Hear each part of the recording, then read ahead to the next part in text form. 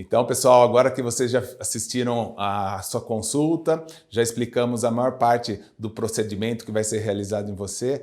Então, agora a gente vai passar algumas dicas aí para você de pós-operatório, falar um pouquinho também sobre os riscos cirúrgicos que nós temos na sua cirurgia. E qualquer dúvida que vocês tiverem depois ainda, vocês têm toda a chance e direito de vir ainda perguntar novamente para mim aqui, tá bom?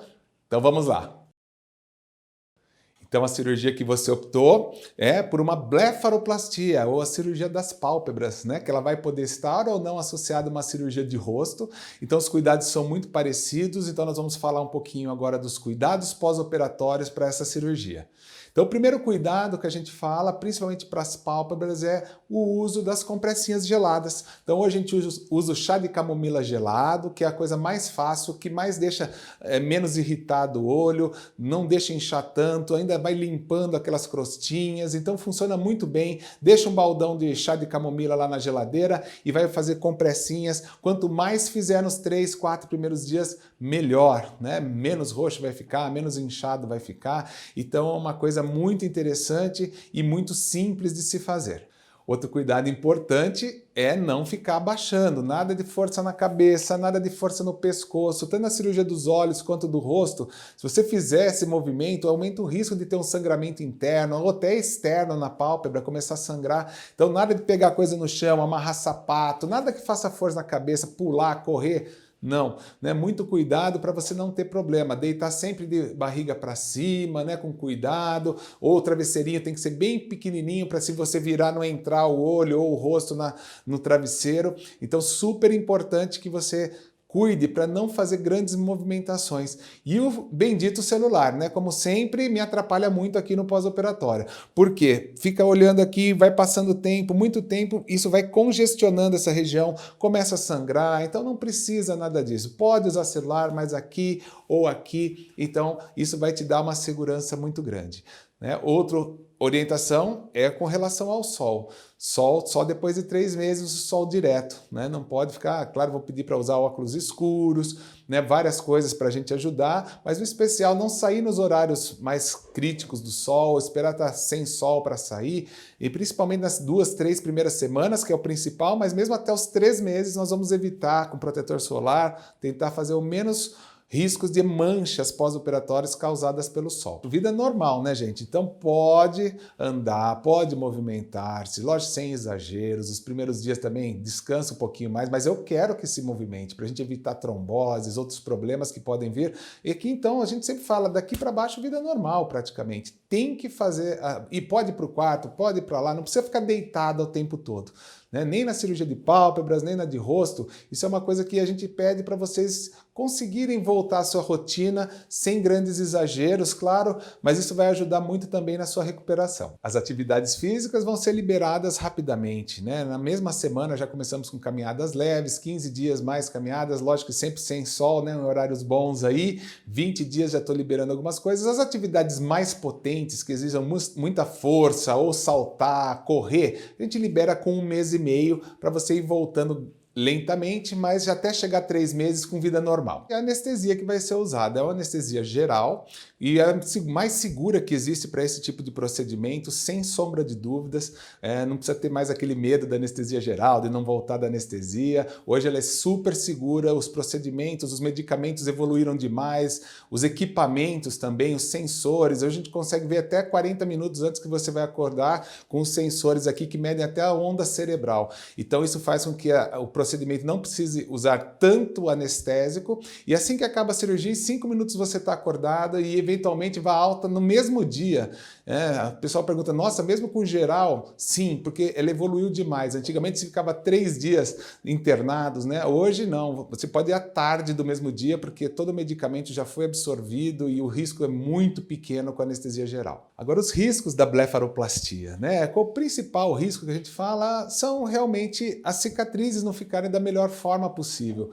É uma área que a cicatrização é muito boa. Na grande maioria das pacientes você vai ficar um fiozinho imperceptível perceptível, mas uma pessoa ou outra pode ser mais escurinho. Mas a gente fala, a maior parte mesmo, ela fica escurinha os primeiros 3 meses, 4 meses, depois ela vai clareando, clareando, clareando, e é muito difícil até de achar essa cicatriz. Então não é um grande problema, mas é claro, a cicatriz em cirurgia é sempre considerada risco. Outro risco que a gente tem, que é o ectrópio, que é o olho abrir. Isso é uma das coisas mais feias que nós temos aí, infelizmente, em cirurgias oculares. Mas as técnicas que a gente utiliza, que eu utilizo principalmente para a cirurgia da pálpebra inferior, ela tem já uma sustentação, como eu expliquei na consulta para você, que fixa e dificilmente isso acontece, porque justamente essa fixação que a gente usa de forma estética é usada para correção quando tem um ectrópio. Então nós já estamos fazendo uma prevenção na sua própria cirurgia estética. Outros riscos que podem acontecer aí, né, dessa cirurgia, é não ficar aquele resultado que você esperava. Isso é a expectativa. A expectativa é muito complexa. Como eu digo para vocês, eu gosto de resultados naturais, sempre naturais, e isso faz com que às vezes a pessoa venha com uma expectativa diferente. Isso tem que ser passado para mim, né? Se a pessoa tem pessoas que querem ficar esticada demais, mudar o olhar, eu acho isso impossível, eu não gosto realmente de mudar o olhar. A gente está numa fase, quando vai fazer essa blefaroplastia, que a gente já tem toda uma identificação até com o espelho. Para mim é inconcebível mudar o olhar. Tanto que a gente faz toda essa cirurgia, você vai ver que a gente pede as fotos pré-operatórias sua, de como foi o seu envelhecimento, né, de década em década, para a gente programar a sua cirurgia de acordo com isso e não modificar, e sim voltar ao que era. Isso é muito interessante e às vezes a expectativa do paciente não era essa, de querer uma modificação de olhos, e eu não concordo, e se for esse o seu caso, me avise, porque realmente não vou te operar.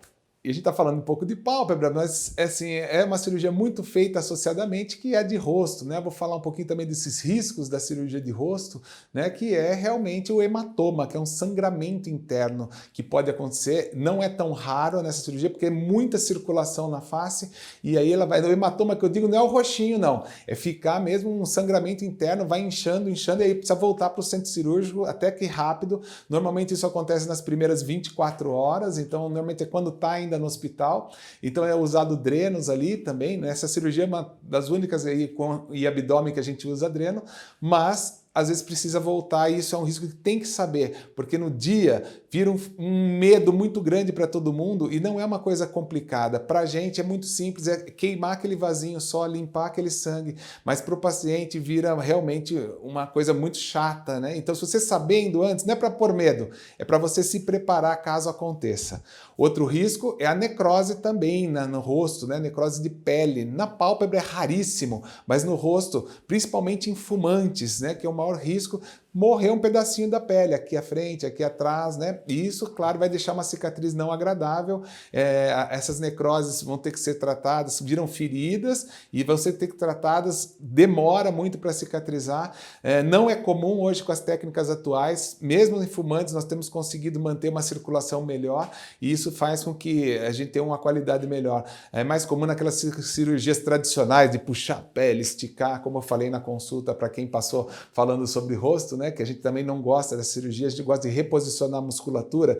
Isso faz com que a gente não tenha que tracionar tanto a pele, e isso faz também que a gente diminua bastante o risco das necroses. Tem um risco que a gente tem que falar hoje, é bem explicado nas redes, em todo lugar, né? Porque está se falando muito a respeito, que aumentou a incidência, não só por causa das cirurgias, né? Até por voos, até o Covid aumenta, que é a trombose.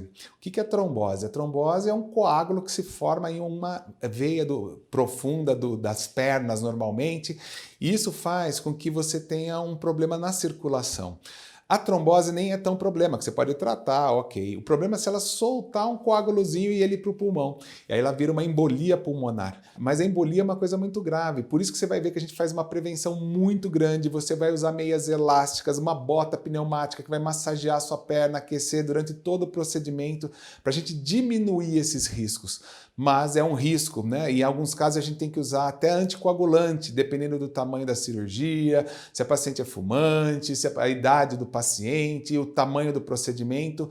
Então, esse é um risco que a gente sempre fala para vocês, que ele não é tão grande, mas que a gente tem que prevenir ainda mais, porque as complicações são muito trágicas e por isso que nós vamos pegar muito forte nessa questão, pôr vocês para andar logo depois que você acorda da cirurgia, vai ser super importante a deambulação precoce e todos esses outros procedimentos que vão estar aí para te proteger. O resto, né, são complicações aí de toda a cirurgia, que pode acontecer em qualquer cirurgia, que é infecção hospitalar, né? Essas coisas que não tem como a gente prever exatamente, e é claro que nós vamos fazer tudo do melhor para que nada disso aconteça, mas é um risco de qualquer cirurgia. O resto realmente é bastante coisinhas, mas coisas simples, fáceis de resolver se acontecer. E assim, sempre importante lembrar que nós vamos fornecer todas essas orientações, esses riscos por escrito para você, logo após a consulta, para você ter em mãos, rever, pensar sobre esses riscos e ver se vale realmente a pena seu procedimento, tá bom? Estou à disposição para qualquer esclarecimento aí. Lembrando que aqui nós somos uma família e agora você faz parte também dela, né? Sempre nós vamos nos colocar no seu lugar, toda a equipe, para tudo que você for sentir, nós vamos entender o que você está sentindo, vamos estar preparados para te dar toda a atenção, todo o cuidado. Desde a internação vai ter uma pessoa lá te esperando para fazer sua internação. Ninguém toca em você antes de falar comigo no centro cirúrgico, né? Vamos conversar ainda, tirar suas últimas dúvidas. Depois você vai acordar da anestesia, nós vamos estar todo o tempo do seu lado, você vai acordar já encontrando comigo, uma pessoa conhecida, então você vai ficar bem tranquila. E também na hora da alta, né? Eu vou pessoalmente, ou no máximo quem vai é a minha assistente principal, nunca você vai ficar desamparado em nenhum momento. Isso vai te dar uma tranquilidade muito grande e principalmente depois de saber todos os cuidados que vão ter, né? No pós-operatório também nós temos tudo por escrito para você, até o que vai comer nós temos lá, então vai ser uma coisa bastante tranquila. Tem a versão digital para você deixar no seu celular, então ali você pode consultar a qualquer momento e você vai ter sempre acesso direto a mim, né? No meu WhatsApp, todos os números que você pode imaginar, vai ser impossível não me achar. Espero que você tenha gostado dessa consulta, que eu tenha esclarecido todas as suas dúvidas, que essa apresentação também sirva para você entender o pós-operatório, os riscos que você tem e esclareça tudo antes de fazer sua cirurgia. Você vai ter o direito de esclarecer essas dúvidas também nos seus retornos, né? E quando você voltar aqui, nós vamos esclarecer 100% para você chegar super bem para a sua cirurgia. Um grande abraço e até mais!